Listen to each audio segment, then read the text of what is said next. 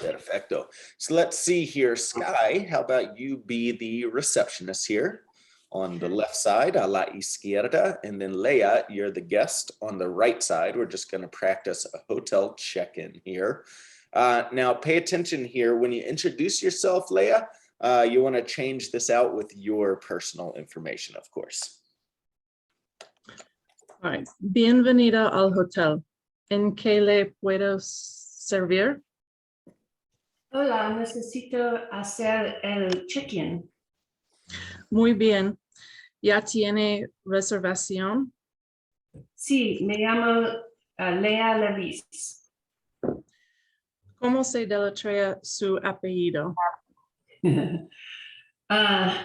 L-E-V-I-S. Perfecto.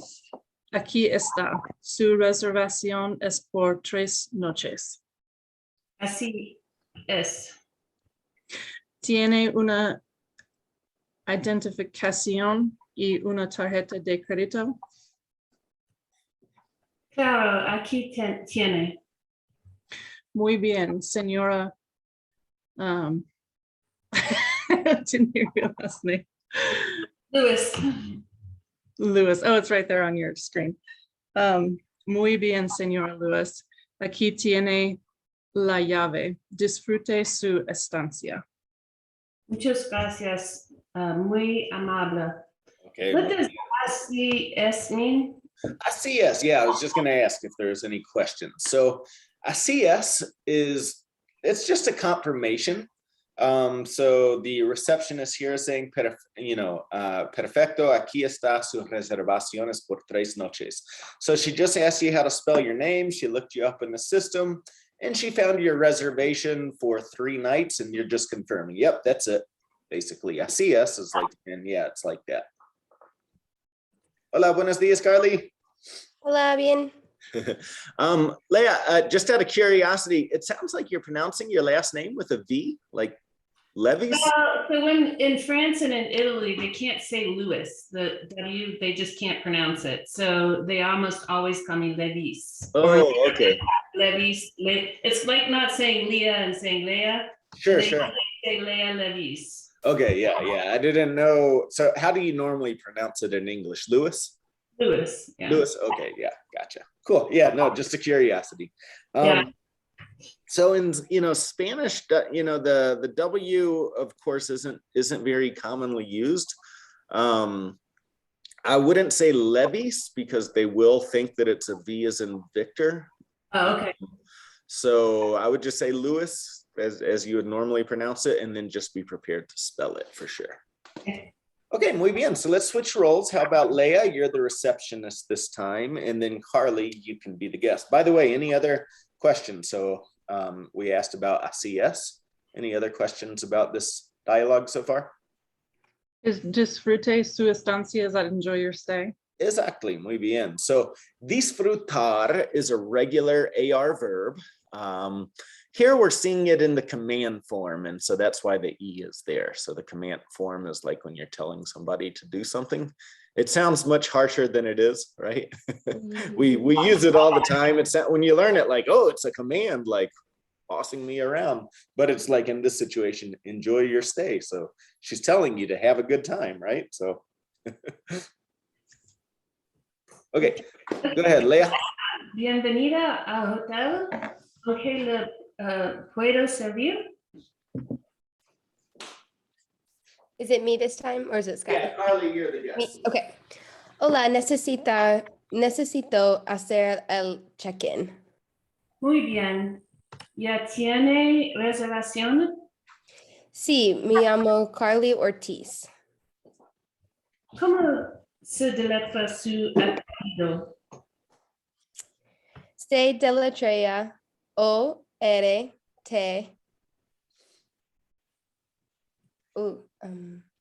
E. E-Z.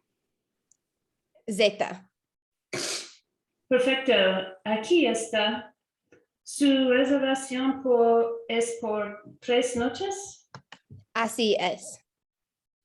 ¿Tiene una identificación y una tarjeta de crédito. Claro, aquí tiene. Muy bien, señora Ortiz. Aquí tiene la llave. Disfrute su estancia. La llave, double L is more like a, and in Spain, it's gonna be more like a J, llave. Aquí tiene la llave. Muchas gracias. Muy amable. Okay, muy bien. Ahora, let's go. Carly, you're the receptionist. Go to Sky. Bienvenida al hotel. ¿En qué le puedo servir? Hola, necesito hacer el check-in. Muy bien. ¿Ya tiene reservación?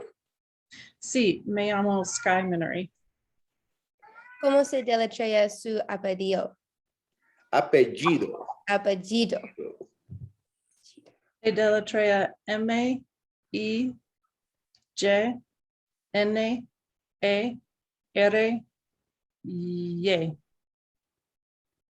Perfecto. Aquí está. ¿Su reservación es por 3 noches?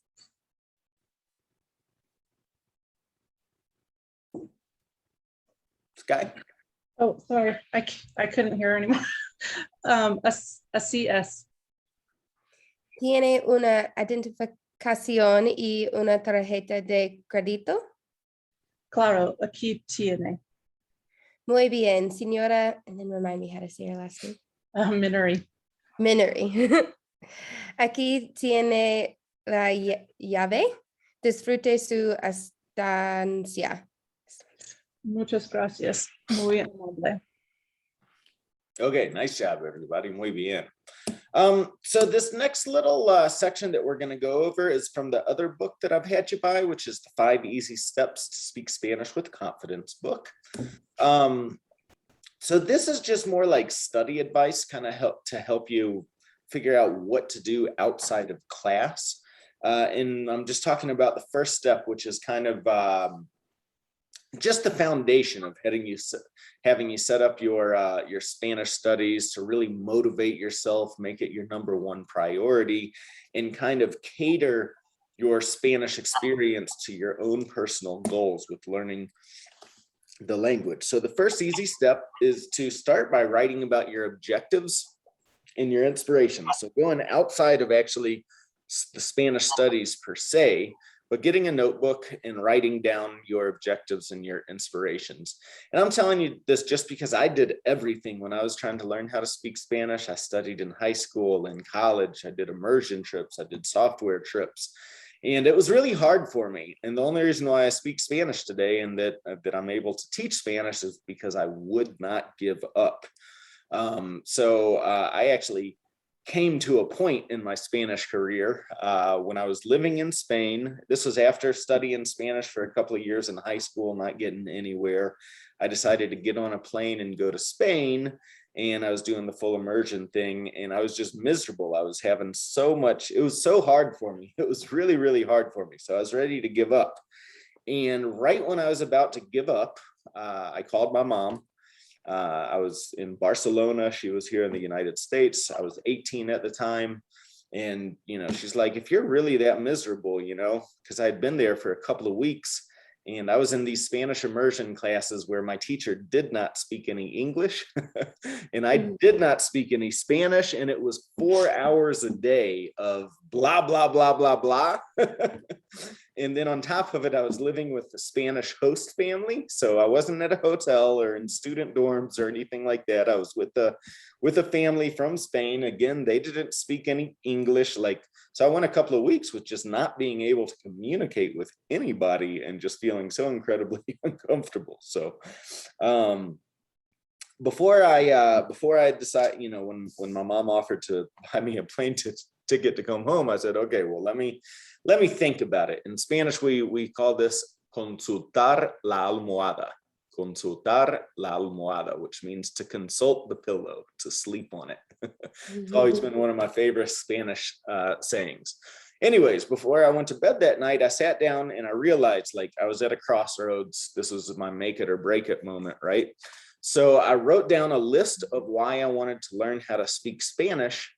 And when I realized exactly why I was doing it, I decided that I wasn't going to give up. So I always like to share this list with my students, right? From there, I kind of established the foundation of this program that I'm teaching you today. I kind of realized being in these classes, these intensive Spanish classes where my teacher was talking to me for 4 hours a day and I couldn't understand her, you know, she was really hung up, assumably, on the grammar and stuff. I remember seeing all these verb charts up on the whiteboard and, well, chalkboard back then, you know, and sentence structure and, reviewing the sentences, and I'm like, gosh, this just isn't helping me, So I started thinking about my daily situations, like the things that I was doing on a daily basis. And, inevitably, what do? You go out, you have to buy a bottle of water at some point, right? Or a pack of gum or whatever it is, you need to buy from the store. So I was shopping. I had breakfast and dinner prepared for me at the homestay house, but I was free for my own to do whatever I wanted to do for lunch. So I had to order food on a daily basis. And then, of course, I have a social side of me, right? I need to meet new people. I need to introduce myself to new people, right? So I started actually just writing down my own little dialogues, like this is what I need to learn how to say. And so the result of that was about another week after that, after kind of creating my own little program here, understanding why I was learning Spanish, and then just using a dictionary to look up my own little custom vocabulary lists and dialogues. I found myself about a week later in this area called Las Ramblas. Has anybody been to Spain by chance here? Carly and Leah? Have you ever been to Barcelona? Mm-hmm. So you know this area, Las Ramblas, I'm sure. Las Ramblas it's like the big kind of walking mall type area. It's kind of like the 16th Street Mall or Pearl Street Mall, right? Lots of bars and restaurants and cultural activities and stuff to do. So I was walking down, I was out kind of bar hopping in Las Ramblas one night. And it was time, I spent the whole evening just going up to people and introducing myself, right? Hola, me llamo David, quiero practicar español, or something along those lines, right? And, it was kind of fun. I had a little liquid courage in me. So that was, of course, helping things, right? Mm-hmm. But the result of it was at the end of the night, I got in a taxi. And it was about a 15-minute taxi ride back to my apartment, or my flat, as they call it in Europe. And I talked to the taxi driver the entire way home in Spanish, but I didn't even realize like I was doing it, because once you hit that moment with your Spanish studies, like when you first have a conversation, you don't necessarily realize you're doing it in the moment. And so I went upstairs and I laid down, I started falling asleep, and then I like shot up out of bed like a rocket, because I realized I was just talking to that guy for 15 minutes, not to say like it was perfect grammar or whatever, but after having been fairly miserable for about 3 weeks, I finally got it. Like I was able to introduce myself. We talked about Spain and music and why I was there, right? So, it's possible, right? And I just, this first step is all about trying to set you up for success so you don't give up, right? So something I always have my students do is get a notebook that you dedicate towards Spanish, right? And then I would divide it in perfectly, exactly, right? And then I would divide it up into 5 different sections. Divide it up however you want to, but I think these 5 sections are really good. One is dedicated to the reasons and objectives, like I just shared with you, and we're going to cover that in a little bit more detail here in a second. The next section is dedicated to dialogues that you're having with people. The next section is dedicated to vocabulary. Another section is dedicated to conversation starters or icebreakers. And the final section is dedicated to personal reflection. So we'll talk about each of these in a little bit more detail. So I think this is really important. Nobody does this, right? Everybody, when it comes to learning how to speak a new language, you think, wow, it'd be nice to learn how to speak Spanish. Maybe you've thought about why you're doing it, right? Maybe you find yourself in situations where you've done it, but has anybody here actually sat down and dedicated a piece of paper to all the reasons why you're learning how to speak Spanish? I did after I bought your book. Okay, good. All right. So nobody does this, but I find it to just be a critical aspect of the language learning process because it is a time consuming thing. I think over the years after learning, me personally having studied different languages and a lot about this language acquisition process, like the more conversational aspect, like I like to teach. I don't think it's all that hard to do. However, it is time consuming, right? You do need to fully dedicate yourself to it for at least 3 months to be able to really get to the point where you're speaking Spanish with confidence with people. So if you're going to think about it like that, other people, in my case, I studied Spanish intensively for 7 years. Of course, I'm a teacher. I don't think everybody needs to go out and start teaching Spanish. But if we're just going to think about anything really important, like everybody makes New Year's resolutions to go to the gym, right? I equate this with getting in shape, learning a new musical instrument, something like that, something that's fairly complex, that takes a lot of time to learn how to do. You better understand your reasons for doing it very well. So if you've already done this, great. If you haven't done it yet, I want you to go ahead and write these reasons down and then share it with everybody else. So these were my reasons. We're talking way back in 2001 when I was learning how to speak Spanish. And then I recognized that I kind of had 2 primary categories. I had kind of personal reasons for learning Spanish, and then I had professional reasons. And I think almost everybody I work with has a combination of these. At the time, so I was 18. I just graduated high school, wasn't really sure what I wanted to do with my life. I was working in construction. I had just moved out of my parents' home, living with some roommates in an apartment building, and almost all of my neighbors were from Mexico at the time. So I wanted to be able to communicate with my neighbors, right? And go a little bit further than that little awkward when I was walking through the hallways. I've always liked the dark-haired ladies, so I was like, "Ooh, if I learn some Spanish, I'll be able to impress the ladies that way." And then at the time, I had a dream. My dream was to buy a motorcycle and just drive south, go all the way down to Argentina, right, and go all over the place. So I had kind of this adventure side of me too, right? But again, we'll go back to the professional side now. So I was working construction, and who builds things here in Colorado? Spanish speakers. Sky, I know you work in architecture, right? So do you ever go out to job sites or? Yeah, and actually that's one of my reasons too, is for the same reason as it. Well, and I've heard too that like a lot of the guys reading my plans don't even speak English, and I spend all this time putting all these English notes on it and they can't understand it. So it'd be great to. Nice. So yeah, it was really important to me for me to be able to speak Spanish at work.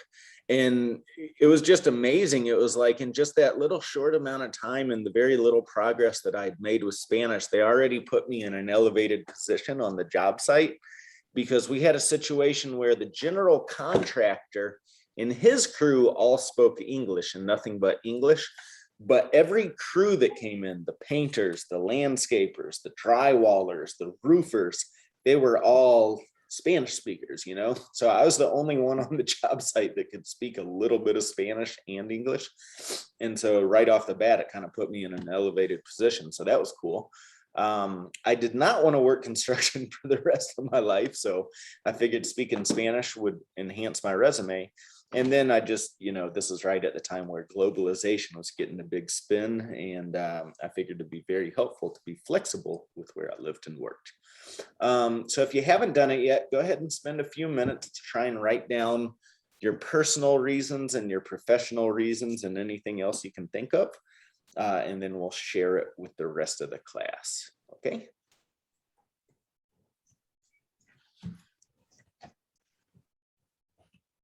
and let me know when you're ready. I've already done mine. Was that Leah? Yeah, I've already done mine. Okay, perfect. So go ahead, Carly and Sky, just take a couple of minutes. Don't, do it really quick, and you can, maybe write down your top 2 or 3 reasons, and then you can finish this later on today.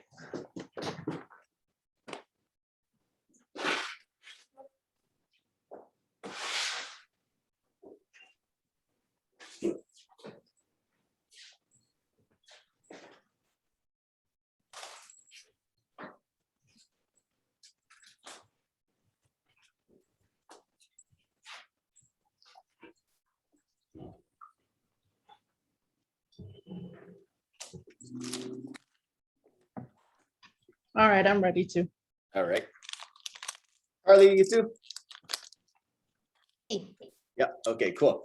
All right, why don't you go ahead and start us off, Leah?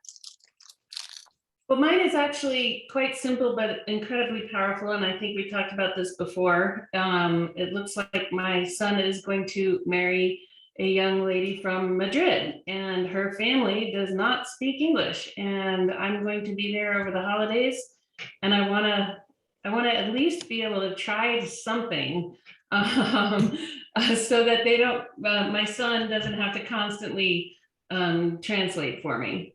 Wow, so that's already coming up this holiday season, Leah? Yeah, I'm gonna see them in between Christmas and New Year's. We're going to Madrid.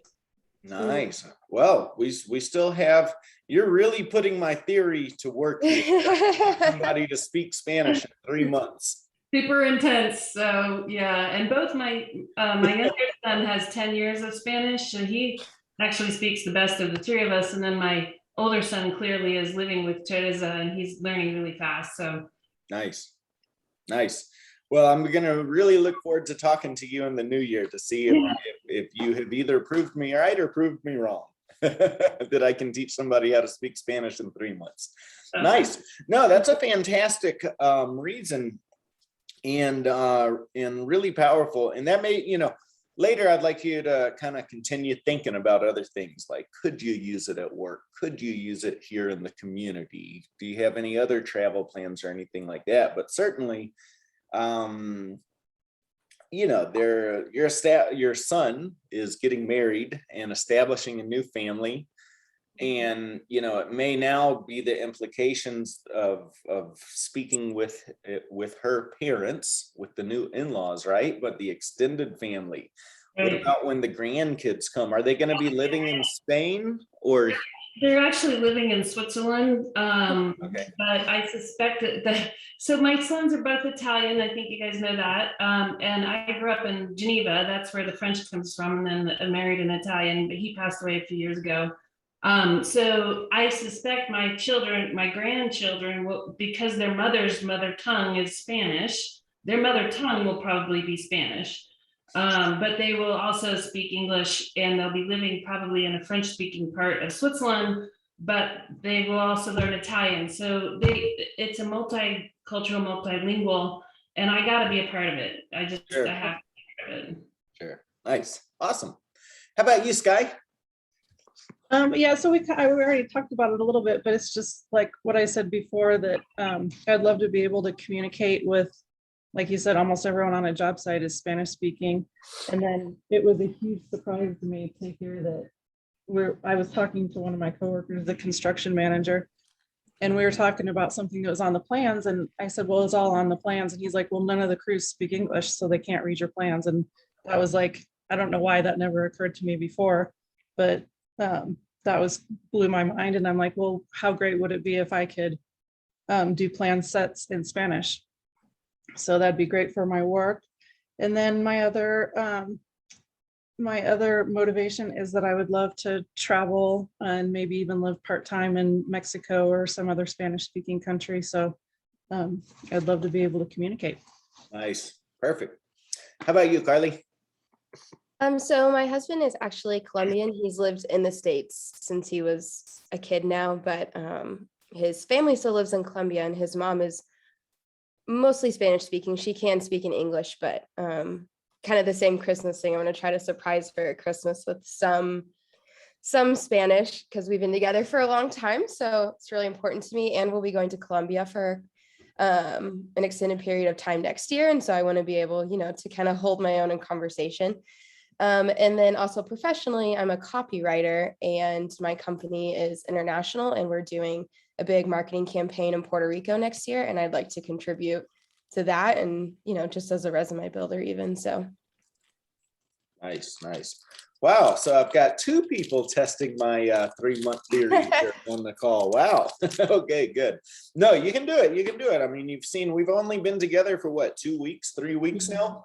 And we've made a lot of progress. So just keep going and, keep adding to this list of reasons. And at any point in time, if you feel like you need some motivation or some inspiration, or because it's kind of a roller coaster learning a language. It's got a lot of ups and downs in it, and, there will be a time where you're like, it's 6:30. Do I really have to get up and go to Spanish?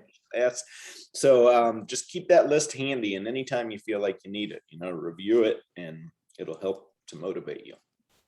All right, the next section of your notebook is going to be dedicated to dialogue. So Carly works in marketing and copywriting.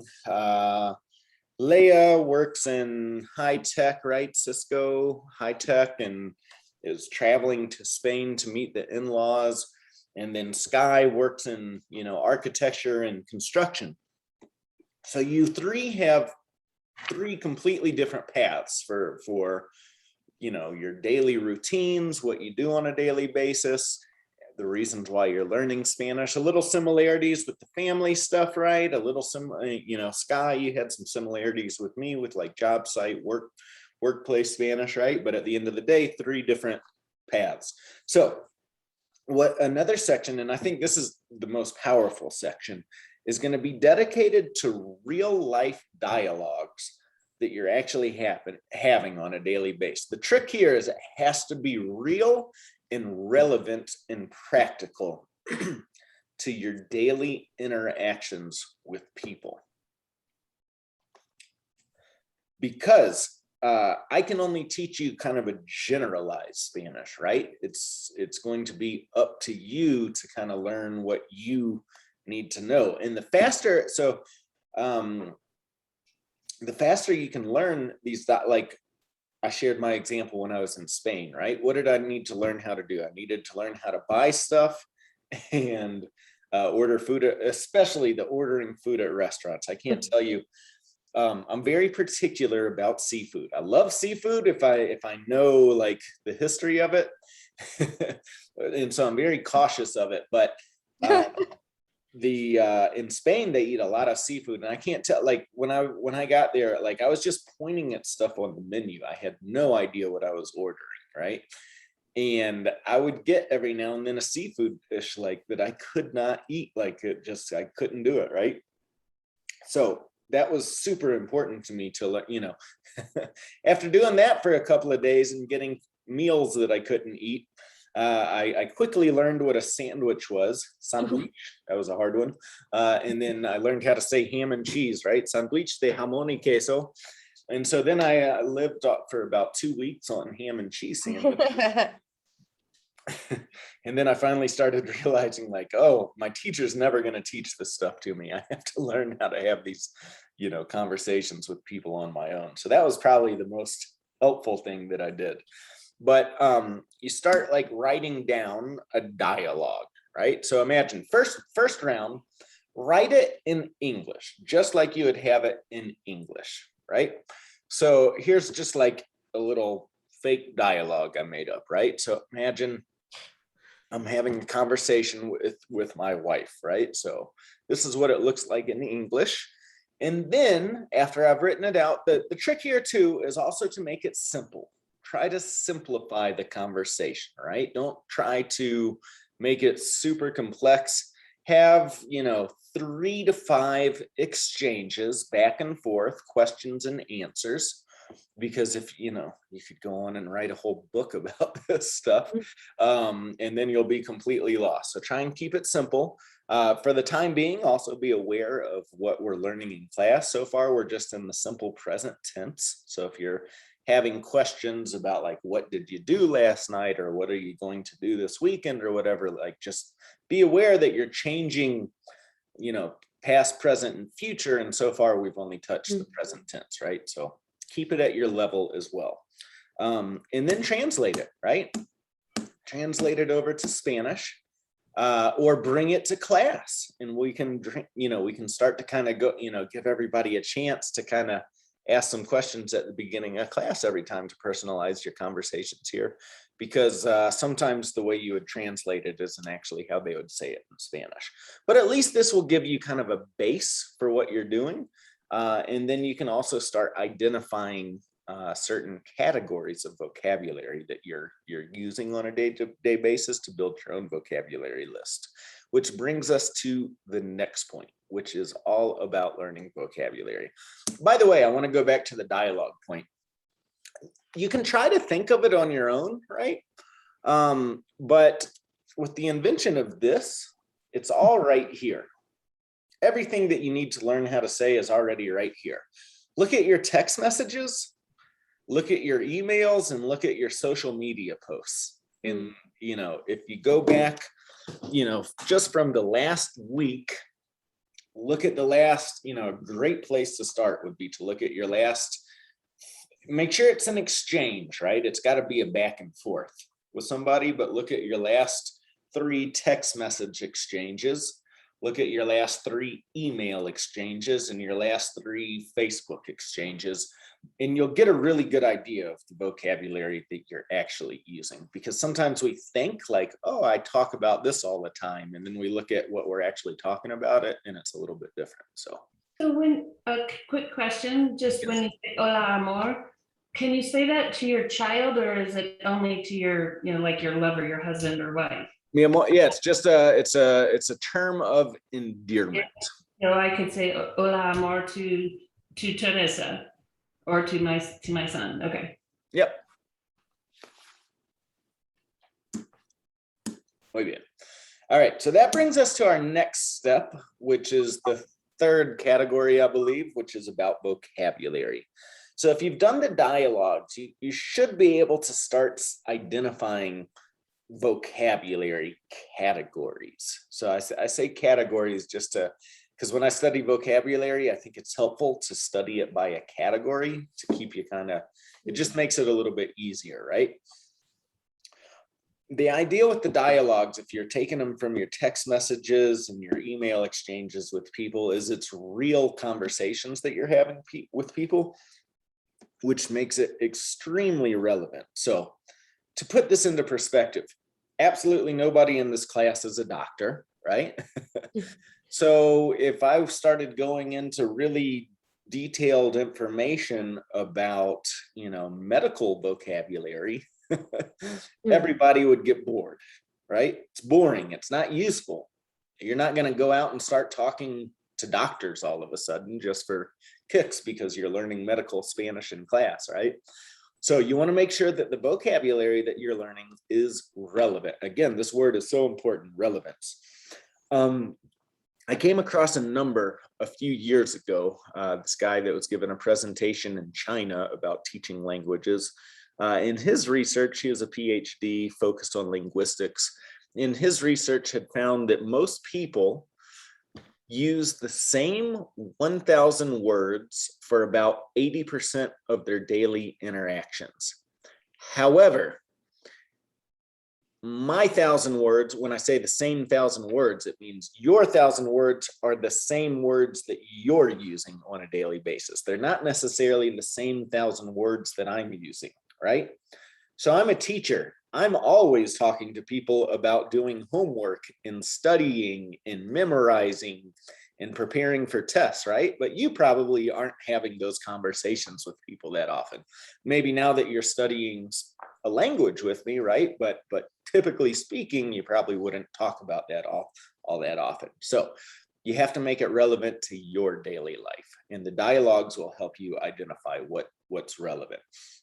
And so this is a totally achievable milestone. If you think about it, 1,000 words, 1,000 new words is your goal.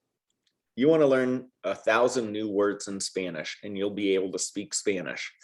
And if we break it down, that's just 10 new words a day for about 3 months, for 100 days. 10 new words a day for 100 days, and you should be speaking Spanish if it's the right 10 new words a day, right? If you're learning 10 new words a day that you don't ever use, like, I don't know, who here is, well, I can't think of a bad example of something, right? But if you're learning stuff that you don't talk about, it's just not going to help you, is the point here. So break it up into categories just to make it easy. And these are just some suggested categories for you that I think at the end of the day, everybody needs to learn.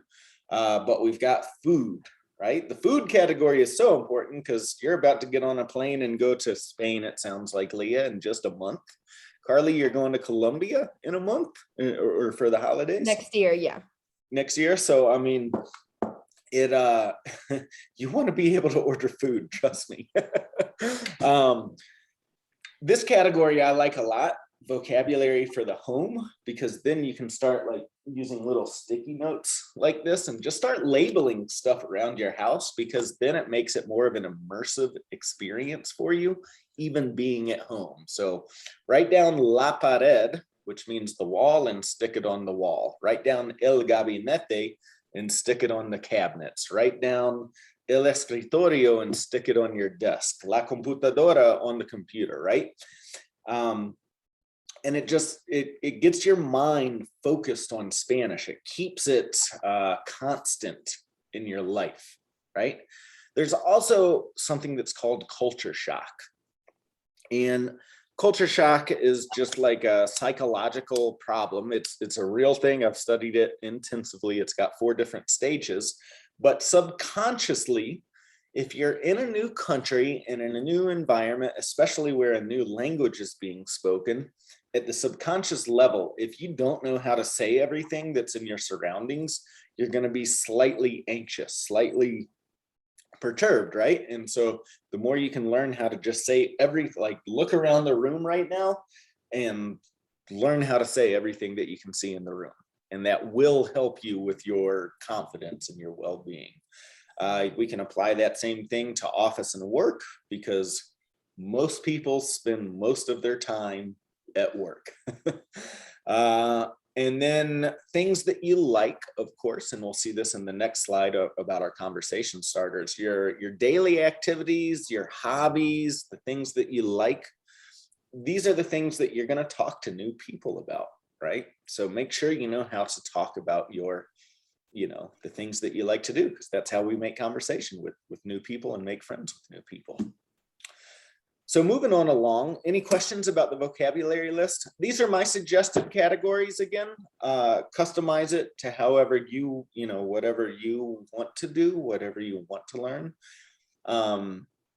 Because I'm going to keep, going with this program where we're of course going to keep learning a lot of new vocabulary, but I want you to also start kind of, spending a few minutes a day trying to think of things that you want to learn how to say that would help you start speaking Spanish like right now, because it's just, we got to get to those 1,000 words. Any questions about this? This is one of the most important things, I think. So think about that and start getting that list of 1,000 words together. Okay. Last thing, just because I just said 1,000 words, right? I don't want you to go out and just write down 1,000 words and get like a big, huge stack of flashcards. I'm very intentional about these categories for a reason. Get a stack of like 10 to 20 words at a time. Get a category and work on 10 words at a time.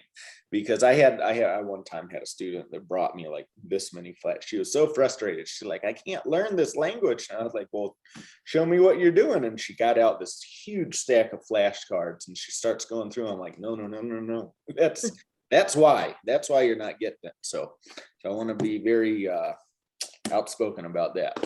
Okay, conversation starters. This is a great section, because what are you going to do the next time you hear somebody speaking Spanish? If you're like a lot of my students, you're going to freeze up, right? You're going to say, hey, here's my chance. And then now what do I say? You'll get nervous, right? Has anybody ever felt that? yet. Like, I know we've only been together for a couple of weeks, but you're like, you're in class, you leave class, you're like, now's my chance to speak a little Spanish. I'm at the restaurant, here comes the server, and right? So if it hasn't happened yet, it will. And this is another good section of your book that will prepare you for this. So what do you do when you hear Spanish? You have to make that conversation. You have to make that first move. That's in this book? Yep. Okay. Yeah, this is all from the first step of that book. Okay. So my absolute favorite conversation starter of all time, and I say that because I use this on a daily basis. This is like my third immersion trip now. When I moved to Argentina, when I was going to be there for a full year this time, you know, I was starting from scratch. I didn't know anybody. I didn't have anybody to practice Spanish with. And I knew that if I didn't practice Spanish, I wasn't going to learn it, right? So I learned how to say this really on my first day, and I started introducing myself everywhere I went. Hola, me llamo David. Estoy aprendiendo español. Podemos practicar español. And I believe I've taught you this on lesson number 2 or something very similar to this as part of your introduction dialogue. And it's just so powerful because you're introducing yourself first. So naturally, if you think you're nervous when it comes to meeting somebody new, guess what? They're also nervous, right? And so by introducing yourself, by saying, hola, me llamo Carly, or hola, me llamo Leah, you're breaking the ice and reducing that initial tension. And now you're offering something about yourself. Estoy aprendiendo español. I'm learning Spanish. And that's going to make people kind of excited to talk to you. And then the last one is, podemos practicar español. Can we practice Spanish? Most people like to help other people. It's just part of human nature. So if you introduce yourself to this like this in the right circumstance, more than likely somebody's going to say yes, and they're going to try to help you. Okay, be right back. Give me a second.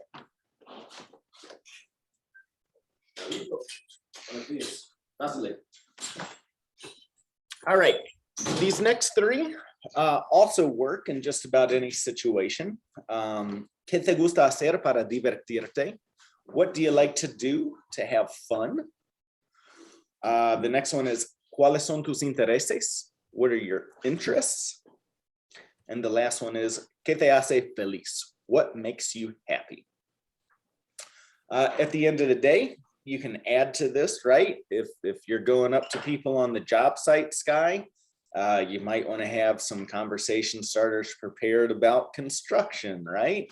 Leah, think about, you know, the things that you want to, you know, when you first meet your son's mother-in-law, right? Like, what are some things that you can say to her to break the ice? Carly, same thing for you, right? So add a few things there.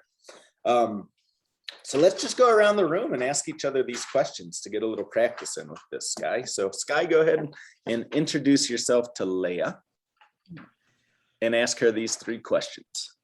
All right. Hola, me llamo Sky. Estoy aprendiendo español. ¿Podemos practicar español? Claro, me llamo Leah.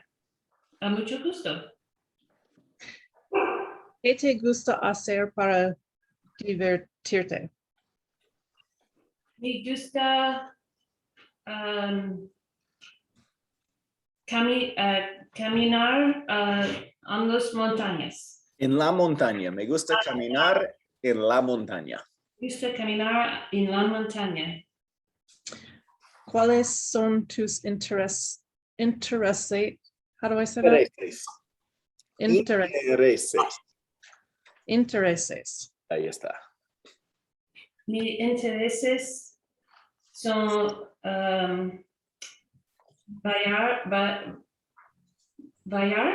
Bailar, to dance. no, travel. Viajar.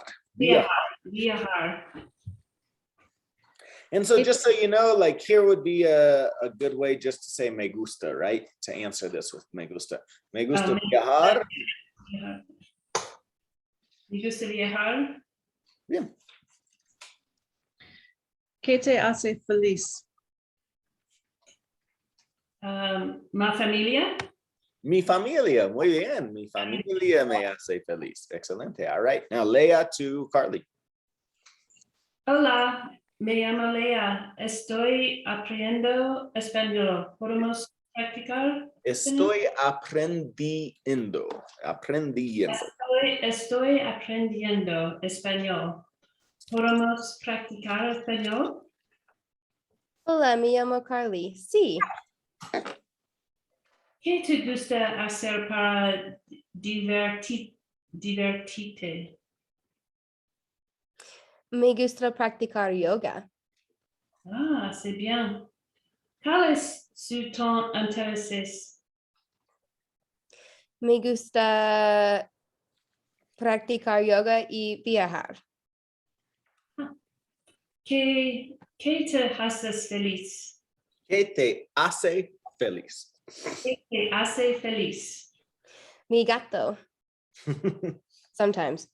Bien. I All right. So Carly, back to Sky. do have a question here. Sí. Aprendiendo, could I say aprendo or does it not? You would have to take away the estoy. Hola, me llamo Carly. Aprendo español. Podemos practicar español. Claro que sí. Because this is I am practicing, This is literally I am learning. Yeah. learning. Okay. And we're about to see this form in the next level. Cool. Okay. Hola, me llamo Carly. Estoy aprendiendo español. ¿Podemos practicar español? Sí, hola, me llamo Sky. ¿Qué te gusta hacer para divertirte? Me gusta leer. ¿Cuáles son tus intereses? Me gusta esquiar. ¿Qué te hace feliz? Mis amigas. Muy bien. All right. So you see how those work? At the end of the day, you can make other conversation starters based on your own interests, things you like to do for fun, things you do for work, that sort of thing, and start creating, try and get about 10 of these that are going to be your go-to ways of starting a conversation with somebody when you hear Spanish being spoken. The last little section of your notebook can be dedicated just towards personal reflection. So thinking about kind of your little victories with Spanish, as well as the failures, right? Like if you ever find yourself in a situation where you're like, you go in and you order food at a Mexican restaurant and you get through it, right? It'll be incredibly rewarding. You write about that experience. Or you try to order food and you freeze up and you get nervous and you can't do it. You have to switch back over to English, right? Write about that. Just write your way through these things, but especially focusing on the positive. You've got the entire language in front of you. It's really important to think about your small little victories. Hey, I was able to learn those 10 new words today, right? Oh, I heard somebody speaking Spanish at the grocery store and I introduced myself and, like what a rush, like it was fun. So try to be positive, If you write about a negative experience, what can you learn from it? What can you do better, right? I froze up because I couldn't actually think of the right way to say, hamburger, right? And so then, you need to study those food vocabulary words that much harder. Okay, muy bien. So that was just from this book, 5 Easy Steps to Speak Spanish with Confidence. There are 4 other steps in the book for you to follow. So please take a look.